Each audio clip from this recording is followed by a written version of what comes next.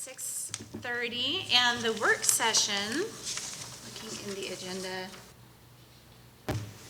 You have, all you need for the work session is the code section. There's a separate handout of just that. You can look at that if you want, but the language is in the resolution in the packet as well. Yeah. So that's all it is this evening. And so that is for the Article 3, the signs in the public right-of-way? Yes, Okay. that's correct. Before I really get into the meat of it, I just want to point out that this was initiated by the City Council on January 24th, a month ago today, in order to allow subdivision identification signs within the city right-of-way under certain circumstances. That's the way it was advertised. Actually, in advance of that city council meeting, I was asked to write something that would address subdivision identification signs. So really, on the big sheet, it's in your resolution, but I also put some of my handouts, a bigger type maybe, on pages 2 and 3. Actually, going to page 1, signs requiring permits. This is a bit of a departure from what we've got right now in the sign ordinance for signs and right-of-way, in that all signs are temporary signs that are allowed right now. A subdivision identification sign, of course, would be a permanent sign. So it was necessary to create essentially a different section under both signs requiring permits, which is 6-114, and 6116, I believe, 6117 on page 3 or 4 in your larger handout, permit procedures, subdivision identification signs. So what we did is essentially just broke those out from the others, from the regular temporary signs that we've allowed heretofore. I'm going to just kind of go over a little bit of the information under 6-114. You'll see under B, we have subdivision identification signs. This is on page 2 or 4 of your handout. Subdivision identification signs, we did define that for purposes of this particular article as permanent signs not exceeding 75 feet in area, including any structural mounting features. So this would include the mounting as well as the signs. Hello, Ms. Shriver. Well, Hey, welcome. did you Glad want you're to make here. your presentation before we ask a question? That's fine. Either way is fine. I can Oh, finish you go it. ahead. I didn't It's going want to be pretty short. Okay. Ms. Shriver, I don't know how much you've had a chance to kind of take a look at the information in the sign ordinance. It was included in the resolution. I did put a larger print version for reference tonight. The changes actually are mostly on pages 204 and 304, and I was just starting to go over the addition of subdivision identification signs. As I pointed out earlier, it is a bit of a departure from what we've currently allow as right-of-way sign in the city, in that it is a permanent sign versus a temporary sign, which is what we allow now. With that, on page 2 of 4, under subsection B, under 6-114, subdivision identification signs, we define it for purposes of this article as permanent signs not exceeding 75 feet in area, as I just pointed out, including any structural mounting feature, which means that it wouldn't just be the sign that we're looking at, but it would be the actual structure that's mounted on, and it would be required to be a monument sign. So the purpose is of identifying a housing development or subdivision. You'll no doubt have noticed that I gave some renderings that pertain to the legacy development. I do want to point out this would not be an ordinance specifically for legacy, though. It would be for anybody who could meet these criteria. As I said before, they have to be a monument-style sign. which again, we define it as a freestanding sign supported primarily by an internal structural framework or integrated into landscaping or other solid structural features other than support poles. Normally, you'll see brick or stone, as a background to these. Sometimes you'll see two wooden poles, sort of decoratively put together with the sign in between it. Shall be no more than 6 feet in height above the grade. Shall have indirect, direct, or internal illumination. All other methods of illumination are prohibited. This will not be an electronically controlled sign. Shall not be placed in any area paid for vehicular or pedestrian access, traffic, which seems kind of like a no-brainer, but, we put it in there. Shall be only placed within raised and curb and gutter medians within the entranceway to a subdivision development. What this essentially means is that it can be raised, but if it doesn't have a curb and gutter, it's not going to be eligible for this kind of sign. So you'll almost have to have a boulevard type of entrance, really, for this to work out. Shall be located a minimum of 25 feet from the right-of-way line of the intersecting street. This is to make sure that the sign's back far enough to where it won't interfere with traffic. Obviously, it can't be in the site triangles, but being 25 feet back, that should not be a problem, will not be a problem.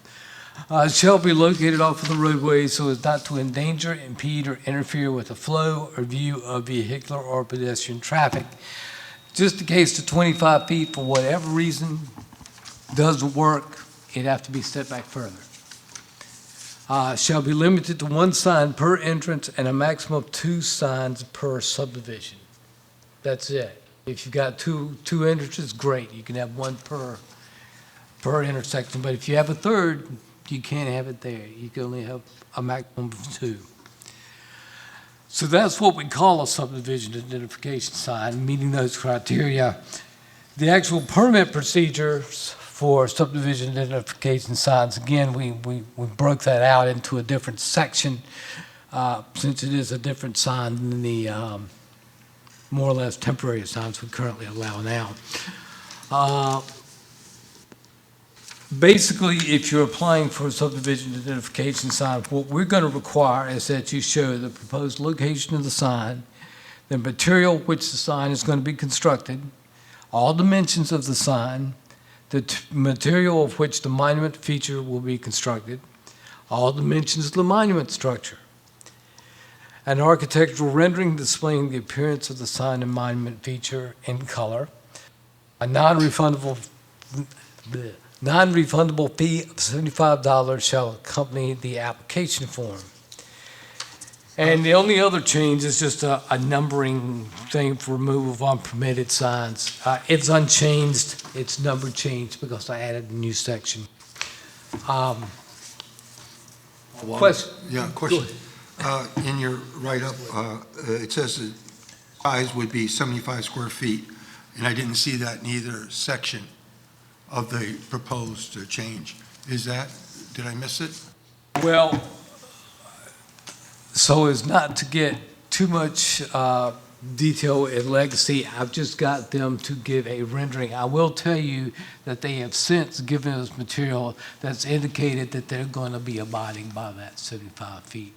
Yeah, but I don't see it in the, No, you don't have the application for legacy. It's in 6-114B in the first sentence. Yeah, it's in the Sorry. definition of subdivision. thank you. And the B. My only question, Misunderstood your question.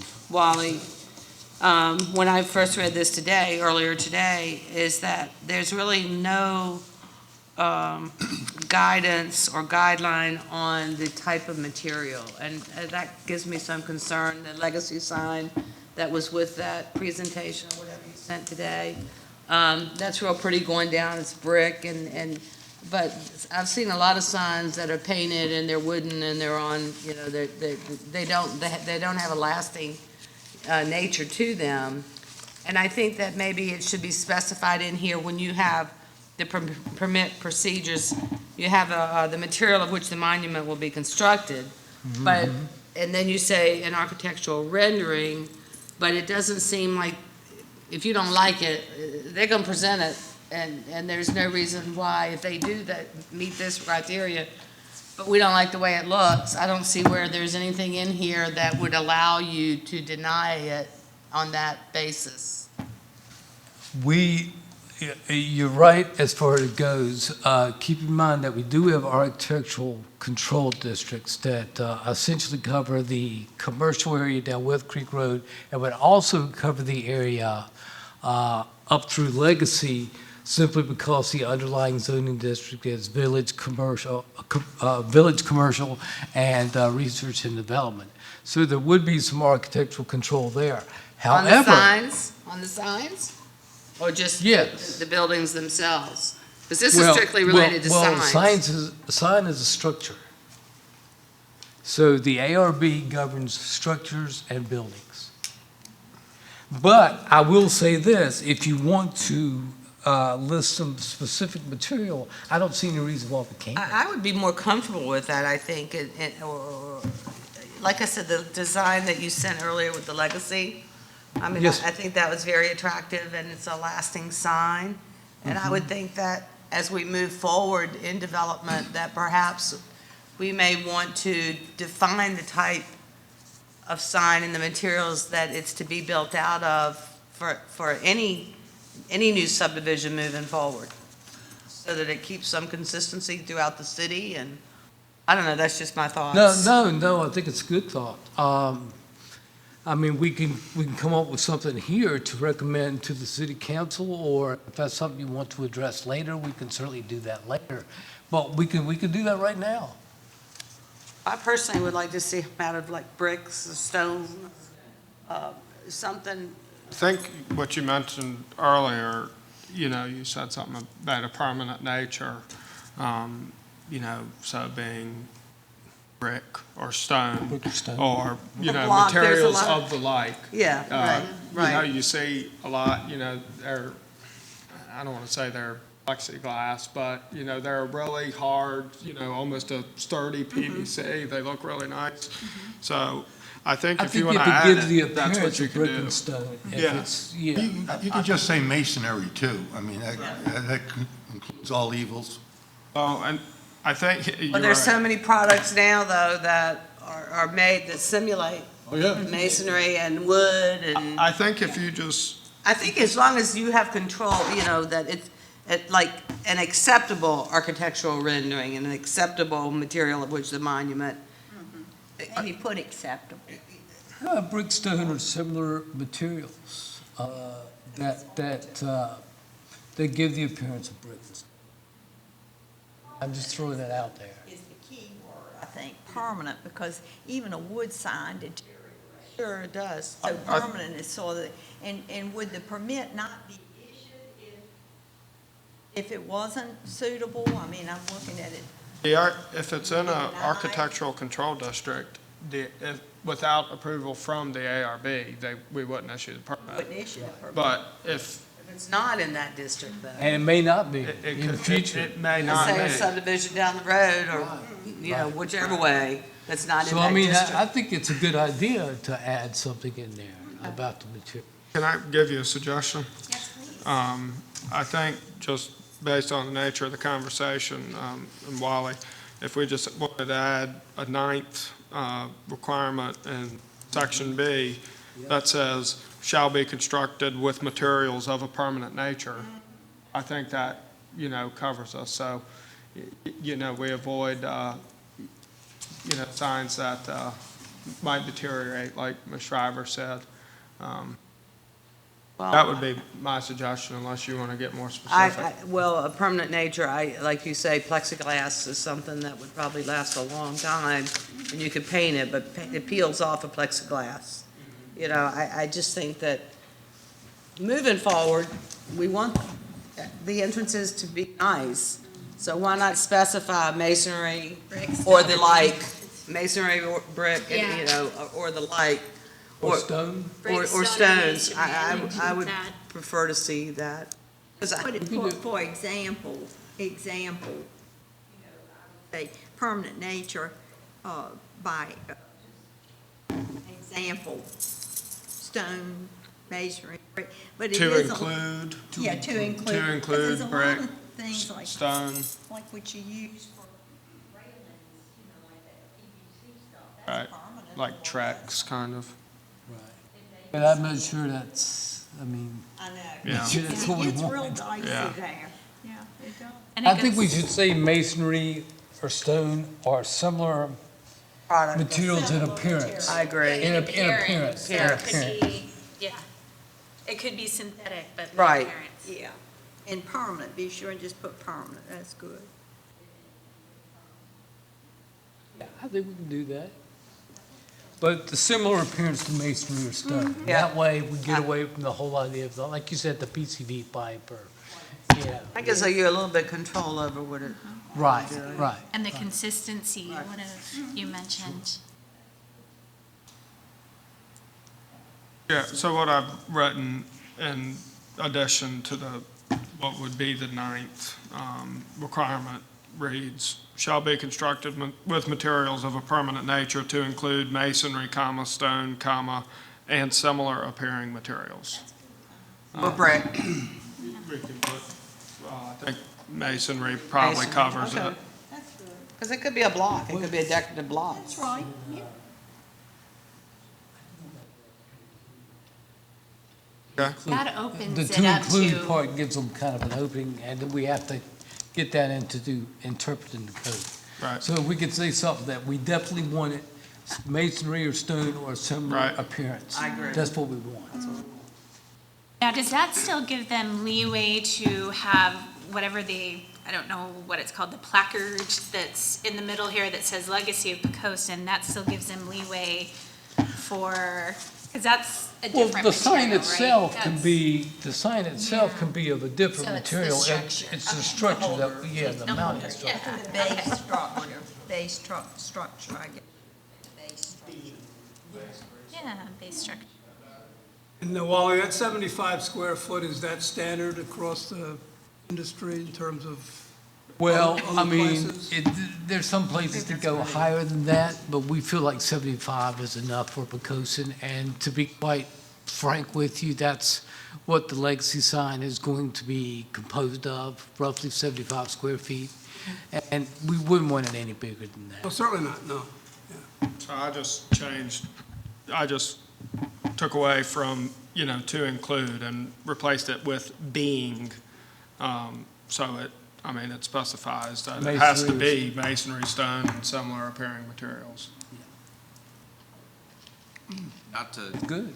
confuse a whole lot of stuff, but you want to put that into number one, since it sounds like the intention is to be not necessarily the sign itself, but the monument that surrounds the sign is what you want to be the stone.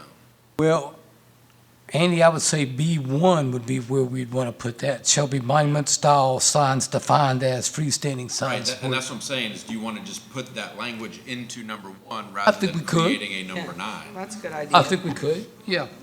That way it's all in one place, you know, That way have it's to. not confusing, because they're going, to wait, the sign has to be? Right, As you right, were just asking, right. does the sign have to be Right, Right. stone, or are we talking about the monument surrounding the stone? the structure, the base, Right.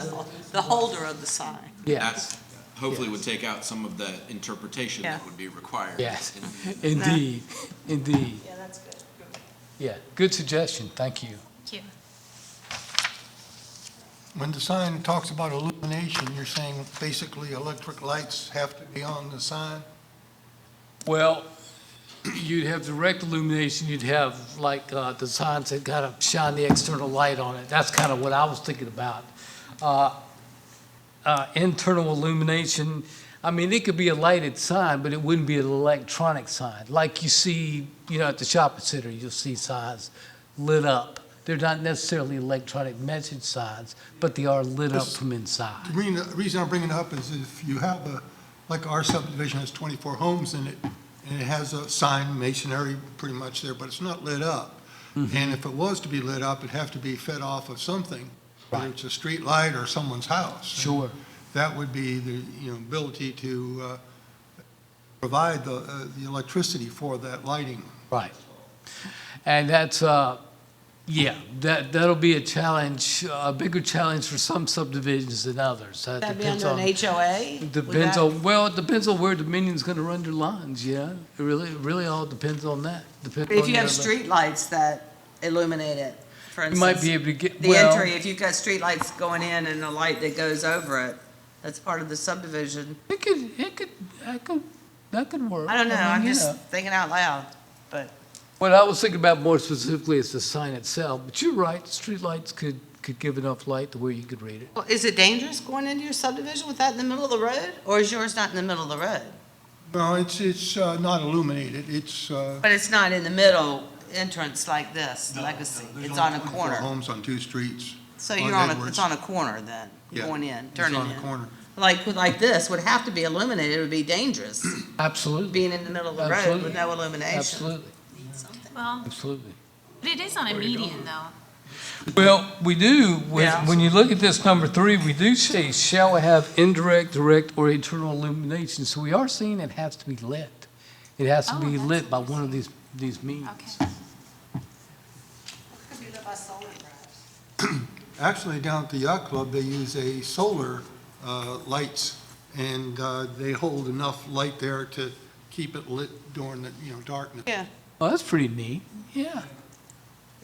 they'll figure it out. Yeah. Yeah, oh, yeah. They'll figure that out. We'll let them but it figure does that have to out. be illuminated, yeah. Like I said, if they can't meet these criteria, then they don't get it, so, yeah.